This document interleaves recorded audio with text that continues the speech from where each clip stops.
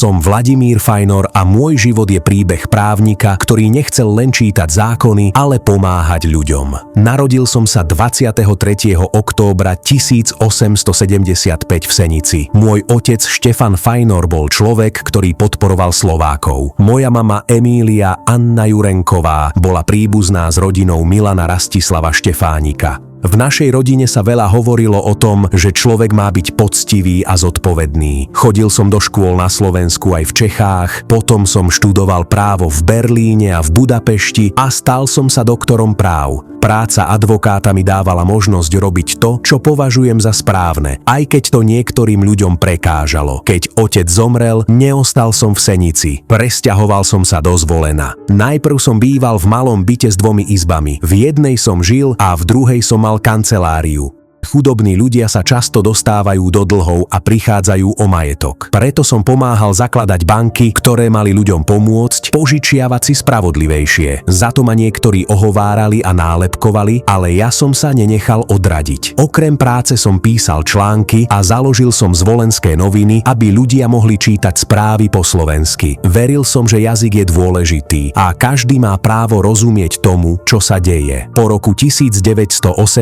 keď vzniklo Československo, som pracoval pre štát. Bol som župan, sudca a neskôr aj vysoký predstaviteľ súdnictva. Pomáhal som budovať spravodlivé súdy a podporoval som, aby sa zákony dali dobre vyjadriť v slovenčine. Bol som aj minister a stal som sa prvým Slovákom na čele Najvyššieho súdu. Po vojne som ešte pracoval v Hágu. Zomrel som 5. novembra 1952 v Bratislave.